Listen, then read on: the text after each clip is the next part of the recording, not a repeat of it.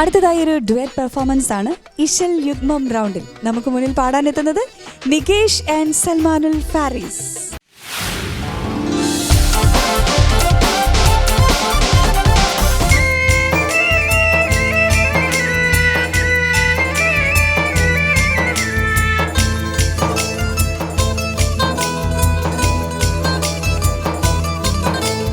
കദളിപ്പൂവിൻ മധു കാണുമ്പോൾ കഥനം നീങ്ങി കുളിർ ചൂടുമ്പോൾ കഥ മറുന്നോ കരൾ ഞെട്ടുന്നോ ഖലീലുല്ലാഹി ഇബ്രാഹിമിൻ. കദളിപ്പൂവിൻ മധു കാണുമ്പോൾ കഥനം നീങ്ങി കുളിർ ചൂടുമ്പോൾ കഥ മറുന്നു കരൾ ഞെട്ടുന്നു ഖലീലുല്ലാഹി ഇബ്രാഹിമിൻ. കദളിപ്പൂവിൻ മധു കാണുമ്പോൾ കഥനം നീങ്ങി കുളിർ ചൂടുമ്പോൾ കഥ മാറുന്നു കരൾ ഞെട്ടുന്നു ഖലീലുല്ലാഹി ഇബ്രാഹിമിൻ.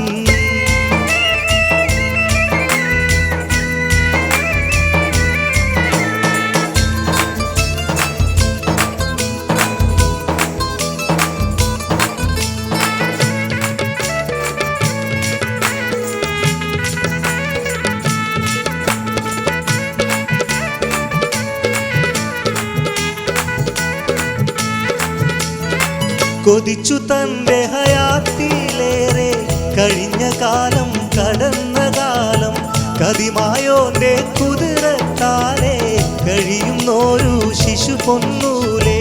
കൊതിച്ചു തന്റെ ഹയാത്തിലേറെ കഴിഞ്ഞ കാലം കടന്ന കാലം കതിമായോന്റെ കുതിരത്താലെ കഴിയുന്നോരു ശിശു പൊന്നൂലെ.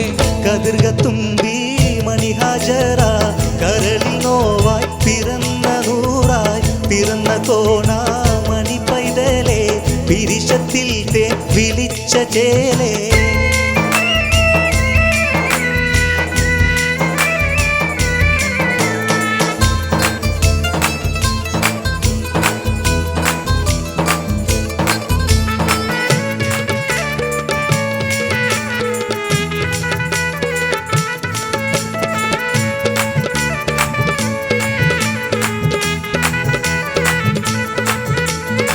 പരിശത്ത പേരിസ്മായിലാം പവിഴ ചുണ്ടും മുഖവും ചേല ഇരമേലും പൂമോനും വളർന്ന് നിറഞ്ഞ 10ാം വയസ്സിൽ ചേർന്ന്.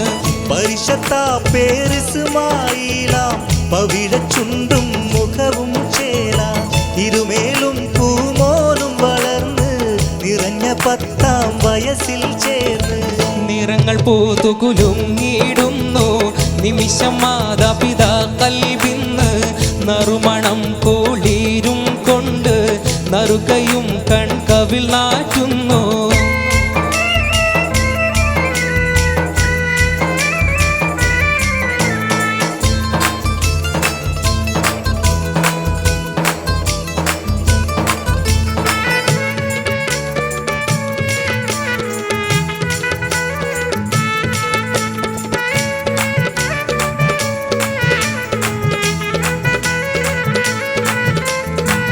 ആറ്റിപ്പോറ്റി വളർത്തും കാലം നബിയോർക്കല്ല ഉണർത്തിയ കാലം നമുക്കായി മോനെ അറുക്കൂ വേഗം നടുങ്ങി കൽബും കുടുങ്ങി ശോകം. ആറ്റിപ്പോറ്റി വളർത്തും കാലം നബിയോർക്കല്ല ഉണർത്തിയ കാലം നമുക്കായി മോനെ അറുക്കൂ വേഗം നടുങ്ങി കൽബും കുടുങ്ങി ശോകം. നിറഞ്ഞ ഈമാൻ തെളിഞ്ഞു വാരം നിറവേറ്റാനായി കുനിഞ്ഞ നേരം നേരം പ്രിയ സുതനിൽ ചെയ്ത് നിറുത്തിച്ചാരെ നബിയും മോത്.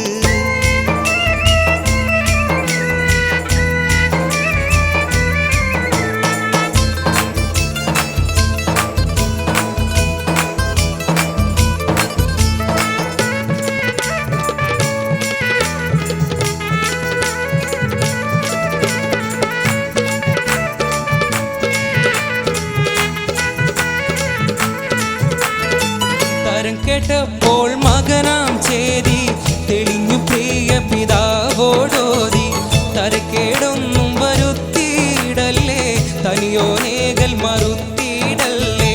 തരം കേട്ട കേട്ടപ്പോൾ മകനാം ചേതി തെളിഞ്ഞു പ്രിയ പിതാവോടോതി തരക്കേടൊന്നും വരുത്തിയിടല്ലേ തെളിഞ്ഞു നോകൾ മറുത്തിയിടല്ലേ തരം മാതൃക പണിയും ബാപ്പ നടന്നു വേഗം ജബലാം സഭ അടിവരത്തിലടുത്തിടുന്നു അവിടെ മോനെ കിടത്തിയിടുന്നു കദളി പൂവിൻ മധു കാണുമ്പോൾ കഥനം നീങ്ങി കുളിർ ചൂടുമ്പോൾ കഥ മാറുന്നു കരൾ ഞെട്ടുന്നു അലിലുലായി ഇബ്രാഹിമിൻ കദളിപ്പൂവിൻ മധു കാണുമ്പോൾ കഥനം നീങ്ങി കുളിർ ചൂടുമ്പോൾ കഥ മറുന്നു കരൾ ഞെട്ടുന്നു അലിലുലാഹി ഇബ്രാഹിമിൻ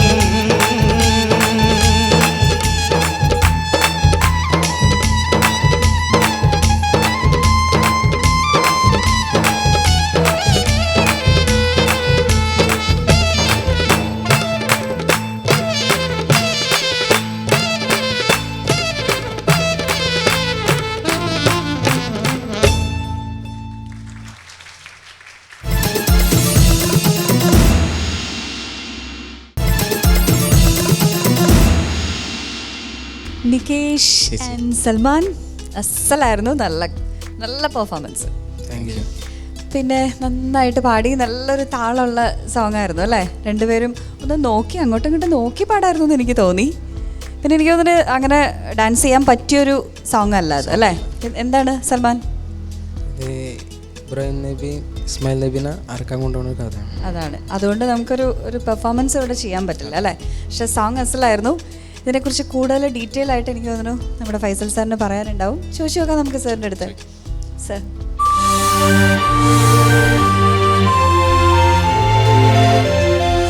സൽമാൻ പറഞ്ഞത് തന്നെയാണ് ചരിത്രത്തിലെ ഒരു എന്ന് ഓർക്കേണ്ട ഒരു സംഭവം. ഇബ്രാഹിം നബിയും ഇസ്മായിൽ നബിയുടെയും ത്യാഗത്തിൻ്റെ കഥ. പ്രായമേറെ ചെന്നതിന് ശേഷമാണ് മകൻ ഉണ്ടാവുന്നത് ഇബ്രാഹിം നബിക്ക്. ഇസ്മായിൽ നബിക്ക് അങ്ങനെ ഉണ്ടായ സന്തോഷത്തിനിടെയാണ് അള്ളാഹുവിൻ്റെ കൽപ്പന സ്വപ്നമായി വരുന്നത്, മകനെ അറക്കുക. അപ്പോൾ ആ കഥയൊക്കെയാണ് പറയുന്നത്. എന്നിട്ട് അങ്ങനെ മകനും പ്രശ്നമില്ല, കാരണം ദൈവകൽപ്പനയാണെങ്കിൽ പിന്നെ വിഷയമില്ലല്ലോ. അങ്ങനെ അറക്കാൻ പോകുന്ന ആ ഭാഗം വരെയാണിത്. അതുകൊണ്ട് തന്നെ ഇതിന് പെർഫോമൻസ് ഒന്നും പറ്റില്ല. അവർ പറഞ്ഞത് ശരിയാണ്, കാരണം ഡാൻസൊന്നും നമ്മളെ അങ്ങനെയുള്ളൊരു വേറെ സ്റ്റൈലൊരു പറ്റില്ലല്ലോ. ഇത് അഹമ്മദ് പള്ളിക്കര എന്ന് പറഞ്ഞൊരു എഴുത്തുകാരനുണ്ടായിരുന്നു. വളരെ ജനപ്രിയമായ ഗാനങ്ങളൊക്കെ തിരുത്വാഹ മുത്ത് റസൂലുള്ളാൻ്റെ, ആറ്റൽ നബിയുടെ മകൾ ഫാത്തിമ, പാടി ബിലാൽ എന്ന പൂങ്കുയിൽ, മനസ്സെന്ന പൂവാടിക്കുള്ളിൽ മുഹബത്ത് പൂത്തൊരു രാജാത്തി, ഒരു പുണ്യ റമളാനിൽ പണ്ട്, അങ്ങനെ നമ്മൾ ഇപ്പോൾ വെണ്ണക്കൽ കേട്ടിട്ടുണ്ടാവും. സൽമാൻ കേട്ടില്ലേ? വെണ്ണക്കൽ പടവിങ്കൽ എന്ന് പറഞ്ഞൊരു പാട്ടുണ്ട്. അങ്ങനെ നാം കേൾക്കുന്ന വടക്കൻ കേരളത്തിലെ എല്ലാ ഗായകരും പാടുന്ന ഒരുപാട് പാട്ടുകൾ എഴുതിയ ആളാണ് അഹമ്മദ് പള്ളിക്കര. കാസർഗോഡ് ജില്ലയിലെ പള്ളിക്കര സ്വദേശിയായിരുന്നു, മരണപ്പെട്ടു പോയി. അദ്ദേഹം എഴുതിയ ഒരു ഗാനമാണിത്. ഈ പാട്ട് പാടിയത് ഒറിജിനലായി ഈ പാട്ടുകളൊക്കെ ഞാൻ നേരത്തെ പറഞ്ഞ അഹമ്മദ് പള്ളിക്കരയുടെ പാട്ടുകൾ മുഴുവനും കേരളീയർക്ക് പരിചയപ്പെടുത്തിയത് നമ്മുടെ മുമ്പ് എപ്പിസോഡിൽ ഇവിടെ അതിഥിയായി വന്ന അഷ്റഫ് പയ്യന്നൂരാണ്. അങ്ങനെയുള്ള ഒരു അതുല്യ രചയിതാവിൻ്റെ പാട്ട് തിരഞ്ഞെടുത്തു എന്നുള്ളതാണ് ഒന്നാമത് ഞാൻ കാണുന്നൊരു പ്രത്യേകത. ഞാനിവിടെ ഈ സൽമാനെ പറ്റി വിചാരിക്കുമ്പോൾ എല്ലാ ഡേഞ്ചർ സോണുകളിലൂടെയും സ്ഥിരമായി കടന്നു വരാനുള്ള ആഗ്രഹമുള്ള ആളെപ്പോലെ തോന്നിപ്പോയി എനിക്ക്. പക്ഷേ ഇപ്പോൾ സൽമാൻ ചരിത്രം ശരിക്കും തിരുത്തി കുറിക്കുകയാണ്. മനോഹരമായി ഇത് പാടി എന്നുള്ളതാണ് സൽമാൻ. ഞാൻ ചില അവരൊക്കെ പാടുന്ന അഷ്റഫൊക്കെ പാടുന്ന ഒരു സ്റ്റൈൽ ചില സംഗതികളൊക്കെ ആദ്യം നികേഷാണ് തുടങ്ങി വെച്ചത്, അവസാനം സൽമാനും അതിലൊക്കെ അങ്ങോട്ട് കയറി. അവസാനത്തെ സംഭവമൊക്കെ ഒരു വല്ലാത്ത സംഭവം തന്നെ ഈ പാട്ടിൽ. നികേഷ് ഈ റൗണ്ടിൽ നമ്മൾ 2 പാട്ടിൽ നിരാശപ്പെടുത്തിയ ആളാണ്. പക്ഷേ നികേഷ് ഹൈ സ്കോർ ചെയ്തു ഇതിൽ. ഇതാരാ തിരഞ്ഞെടുത്തത് ഈ പാട്ട്? ഹനീഫ മുടിക്കോട് സാറേ പറഞ്ഞതാണ്. ആര് പാടി നിങ്ങൾ കേട്ടത്? ഇസ്മായിൽ തളങ്കര. ഇസ്മായിൽ തളങ്കര പാടിയിട്ടുണ്ട്. ഇസ്മായിൽ തളങ്കര നല്ല വേറൊരു സ്റ്റൈലിൽ തന്നെയാണ് അദ്ദേഹം പാടുക. അപ്പോൾ നികേഷ് വളരെ ഇപ്പം പറയുന്ന കാര്യങ്ങൾ കൃത്യമായിട്ട് ഉൾക്കൊള്ളുക എന്നുള്ളതാണ്. അതാണ് ഈ മത്സരത്തിൽ ഞങ്ങൾ വിധികർത്താക്കളിവിടെ പറയുമ്പോൾ നിങ്ങളത് ഇങ്ങനെയൊക്കെ ചെയ്യുമ്പോൾ ഞങ്ങൾക്കൊരു സന്തോഷമാണ്. ഞങ്ങൾ പറയുന്നതിൽ എന്തൊക്കെ കാര്യമുണ്ട് എന്നുള്ളത്. അപ്പോൾ നിങ്ങളത് കേൾക്കുന്നു എന്നുള്ളതാണ്. ഏതായാലും വളരെ നല്ലൊരു പെർഫോമൻസ് ആണ്.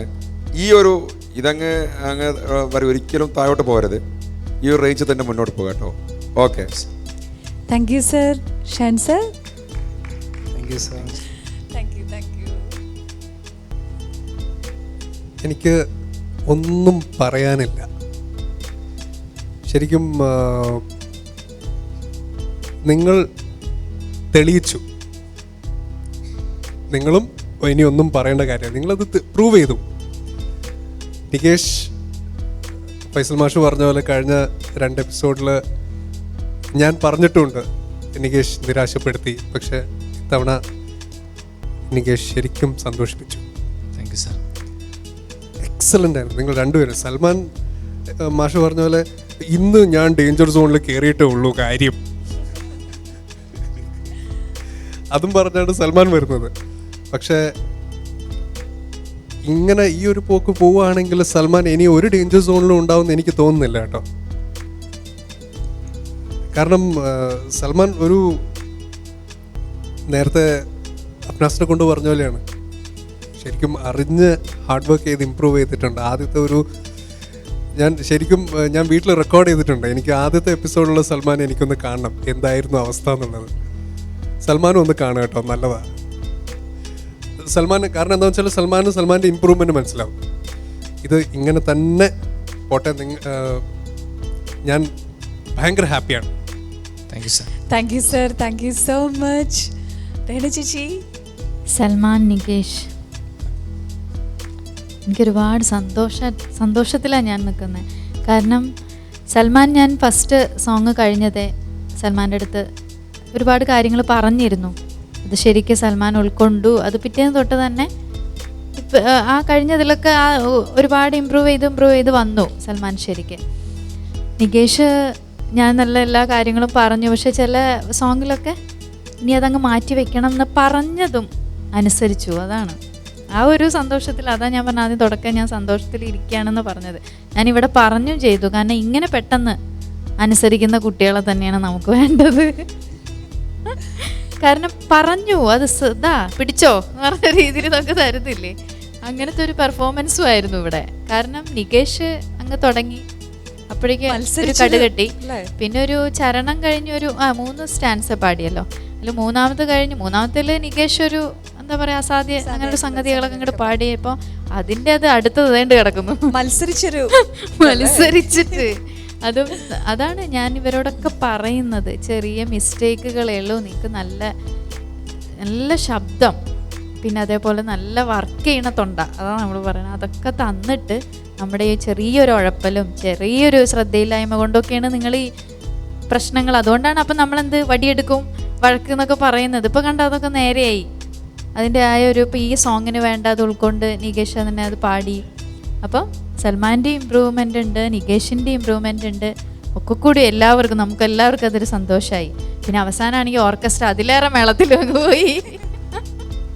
നമുക്കൊരു എന്താ പറയുക, അത്രയും നിങ്ങൾ ആ പാട്ടിൻ്റെ ആ ഒരു എൻഡിൽ അവർ ഭയങ്കര മത്സരിച്ചൊരു അല്ല, അത് അവർ നിങ്ങൾക്ക് എല്ലാവർക്കും നല്ല സപ്പോർട്ടാണ്. എല്ലാ കുട്ടികൾക്കും നമുക്ക് ഇങ്ങനെ ഒരു കിട്ടില്ല ഓർക്കസ്ട്ര തന്നെയാണ് നമുക്ക് കിട്ടിയിരിക്കുന്നത്. അത് ഞാൻ എപ്പോഴും പറയുന്നുണ്ട്. അതുകൊണ്ടാണ് ഞാൻ ഒന്നിച്ച് പറയുന്നത്. കാരണം ഇതാണെങ്കിലോ നമ്മളതൊരു മേളത്തോടു കൂടി അങ്ങ് എൻജോയ് ചെയ്തു ഈ ഒരു സോങ്. ആ ഒരു ഒരു കസറത്ത് ഇങ്ങനെ വരുമ്പോൾ അവരും അവിടെ ഒട്ട് അവർ കസറത്ത് കുറച്ചില്ല എന്നാണ്. അത്രയും എൻജോയ് ചെയ്തു, നന്നായിട്ട് തന്നെ ചെയ്തുകൊണ്ട് നമുക്കും ഒരു നന്നായിട്ട് നമ്മളെല്ലാവരും അത് ആസ്വദിച്ചു. അപ്പം ഇതുപോലെ തന്നെ ഈ ഒരു സിംഗിങ്ങിൽ ഇനി എനർജിയും ഈ ഒരു കോമ്പറ്റീഷൻ സ്പിരിറ്റും ഒക്കെ വെച്ചിട്ട് മാർക്സ് സ്കോർ ചെയ്യാം. ഓക്കെ, താങ്ക് യു രേണു ചേച്ചി. സിബില മാം. നികേഷ്, സൽമാൻ, എന്താ പറയേണ്ടത്, എനിക്ക് ഭയങ്കരമായിട്ട് ഇഷ്ടമായി. ഇഷ്ടമായിന്ന് മാത്രമല്ല, 2 പേരും തമ്മിലാണ് മത്സരിച്ചത്. ഡ്രസ്സിലാണെങ്കിലും ബ്ലാക്ക് ആൻഡ് വൈറ്റ്, അതിലും ഒരു ഒരുമയുണ്ടായിരുന്നു. അതുപോലെ പാട്ടിലും ഒരുമയുണ്ടായിരുന്നു. ഒരേപോലെ, ഒരാൾ മേലെ ഒരാൾ താഴെയല്ല, ഈക്വലായിരുന്നു 2 പേരും പാടിയത്. വളരെ നന്നായിട്ടുണ്ട്. ഒരു ഗ്ലാസ് വെച്ചോടായിരുന്നില്ലേ, ഒരു കണ്ണട പറഞ്ഞു. എന്താ ഞാൻ ഫുൾ മാർക്ക് തരുമായിരുന്നു. പിന്നെ എല്ലാം സെപ്പറേറ്റ് പാടി ലാസ്റ്റ് ചേർന്ന് പാടിയില്ലേ, സൂപ്പറായി, you. വളരെ നന്നായി. Okay, all the best. നികേഷേ, സൽമാൻ എന്തൊരു നല്ല കമൻസാണ് കേട്ടത് അല്ലേ? ഇനി ഡേഞ്ചർ സോണിലേക്ക് പോകണോ നമുക്ക്? വേണ്ട. എപ്പോഴും ഞാൻ ശ്രദ്ധിച്ചിട്ടുണ്ട് സൽമാൻ ഇവിടെ നിൽക്കുമ്പം ഇങ്ങനെ ഒരു പാവം ഞാൻ ഒന്നിനുമില്ലേ അല്ലേ, അങ്ങനെ ഇപ്രാവശ്യമാണ് ഞാനൊന്ന് ചിരിച്ച് കണ്ടേക്കണേ സൽമാനെ. ഇതെന്താണ് ഈ മാറ്റത്തിന്? എൻ്റെ പിന്നിൽ ആരെങ്കിലും ഉണ്ടോ? തീർച്ചയായും നമ്മൾ ഈ സ്റ്റേജിൽ പാടുന്ന ആയിഷ ഷെറി എന്ന കുട്ടിയുടെ ഉമ്മയാണ്. ആയിഷൻ്റെ ഉമ്മയാണോ? ആണോ? ആഹാ, ഉമ്മ എന്താ പറയാറ്? എൻ്റെ കുറ്റങ്ങളും കാര്യങ്ങളും തിരിച്ചു തന്ന് മാറ്റം പറയും. ചിരിച്ച് പെർഫോം ചെയ്യണം, കുറേ കാര്യങ്ങൾ പറഞ്ഞു തന്നു. കുറേ പറഞ്ഞു തരും അല്ലേ? ആ ഒരു മാറ്റമാണ്, ആയിഷയുടെ ഉമ്മയാണ് ഈ ഒരു മാറ്റത്തിന് പിന്നിലെന്ന് പറയണത്. അപ്പോൾ എന്തായാലും ഈ മാറ്റം നല്ലതന്നല്ലേ? ഒരുപാട് നല്ല കമൻസ് ഒക്കെ കേട്ടു. അപ്പോൾ നമുക്ക് ആദ്യം സൽമാൻ്റെ മാർക്ക് അറിഞ്ഞാലോ? ചോദിച്ചു നോക്കാം നമുക്ക്. രഹന ചേച്ചിയിൽ തന്നെ സ്റ്റാർട്ട് ചെയ്യാം നമുക്ക്. രഹന ചേച്ചി. സൽമാന് 27. ഔട്ട് ഓഫ് 30 27 മാർക്സ് ആണ്. ഷാൻസ് ഇനി മുകളിലോട്ട് മാത്രം. തീർച്ചയായും. ഓക്കെ, തീർച്ചയായിട്ടും 28.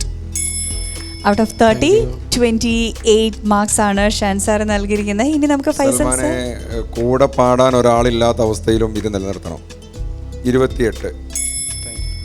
30ൽ 28 മാർക്കാണ് ഫൈസൽ സാർ നൽകിയിരിക്കുന്നത്. ഇനി സിബില മാം. ഓർക്കസ്ട്ര കൂടെ ചേർത്ത് 10ൽ 10 mark. Thank you. Okay, thank you ma'am.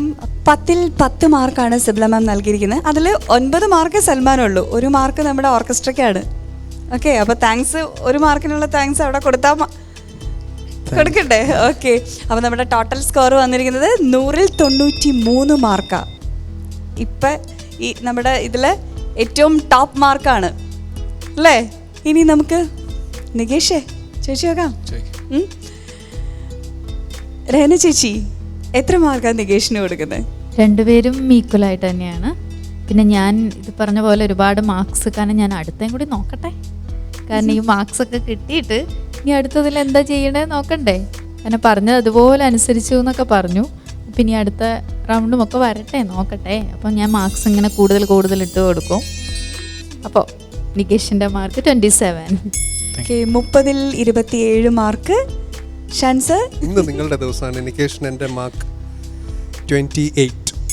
30ൽ 28 mark. ഇത് സത്യം പറഞ്ഞാൽ ഇത് എല്ലാവർക്കും ഒരു പാഠമാണ്, പ്രചോദനവും പാഠവുമാവണം. ഓക്കെ, അപ്പോൾ 30ൽ 28 മാർക്കാണ് ഷാൻസാർ നൽകിയിരിക്കുന്നത്. Thank you sir. Faisal sir. എല്ലാം കൊണ്ടും ഒരു വ്യത്യാസവും ഇല്ല, കാരണം ഇവിടെ എല്ലാവരുടെ കമൻസും ഒക്കെ അങ്ങനെ തന്നെയാണ്. 28 തന്നെ. 30ൽ 28 മാർക്കാണ് ഫൈസൽ സാർ നൽകിയിരിക്കുന്നത്. ഇനി നമുക്ക് സിബില മാം 10ൽ എത്ര കൊടുക്കുന്നു എന്നറിയണം. നികേഷിന് ഇതുപോലെ 9 മാർക്ക് +1 ഓർക്കസ്ട്രയ്ക്ക്. അപ്പോൾ നികേഷ് 10ൽ 10 മാർക്കാണ് കിട്ടിയിരിക്കണേ. 100ൽ 93 മാർക്ക് അല്ലേ? നല്ല സ്കോറാണ്. Congrats Nikesh, congrats Salman. അപ്പം ഇതേ ലെവലിൽ തന്നെ കീപ്പ് ചെയ്ത് പോവാ. ഇനി ഈ 10ൽ 10 എന്നുള്ളത് പോലെ 100ൽ 100 മാർക്ക് വാങ്ങിച്ച് നമുക്ക് ഇവിടുന്ന് പോകണം. ഇത് അവർ ഇമ്പ്രൂവ് ചെയ്തതിൻ്റെ മാർക്സ് ആണ് ശരിക്കും. ഇത് ഓരോ കണ്ടസ്റ്റൻറ്റും മനസ്സിലാക്കിയിട്ട് ഇനി മുന്നോട്ട് പോയാൽ കണ്ടോ, ഇപ്പം എല്ലാം കണ്ട ചേഞ്ച് തന്നെ എത്ര വന്നു മാർക്സിൻ്റെ. അതാണ് ഞാൻ എടുത്ത് പറഞ്ഞിരുന്ന, മാർക്സിലാണ് നിങ്ങൾ ഉഴപ്പിയാൽ വ്യത്യാസം വരുന്നത്. അപ്പോൾ ഇത് എല്ലാവർക്കും ഒരു പാഠമായിരിക്കട്ടെ. ഓക്കെ, അപ്പോൾ ഇനി 10ൽ 10 പോലെ 100ൽ 100 വാങ്ങിച്ച് നമുക്ക് ഇവിടുന്ന് ഇറങ്ങിപ്പോണം അല്ലേ? ഓക്കെ, അപ്പം നെക്സ്റ്റ് പെർഫോമൻസിന് all the best. Thank you. Thank U.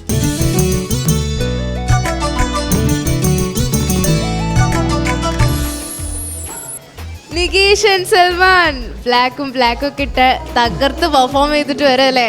Top scorers ആണ്. സുൽത്താൻ ആവണ്ടേ നമുക്ക്? ആവോ? എനിക്ക് എന്ന് വെച്ചാൽ സൽമാൻ കഴിഞ്ഞ സ്കെഡ്യൂളിലൊക്കെ ഡേഞ്ചർ സോണിൽ വന്ന ആളാണ്. അപ്പം എന്ത് ഇമ്പ്രൂവ്മെൻ്റ് ആണ് ഈ സ്കെഡ്യൂൾ. ആൾ ആകെ മാറി. ഇതിൽ ആർക്കെങ്കിലും ഡെഡിക്കേറ്റ് ചെയ്യണോ? ഇത് എൻ്റെ കാക്കൻ്റെ ഗൾഫിൽ വർക്ക് ചെയ്യണം. അപ്പോൾ അവിടെ കാക്കും വേണ്ടി ഡെഡിക്കേറ്റ്. എങ്ങനെയുണ്ടായിരുന്നു? നന്നായി പാടാൻ പറ്റി. അപ്പം 2 പെർഫോമൻസ് കുറച്ച് ഡള്ളായ പോലും ഇതിൽ നന്നായി തകർത്ത് പെർഫോം ചെയ്തിട്ടുണ്ട്. So best of luck. Okay, thank U.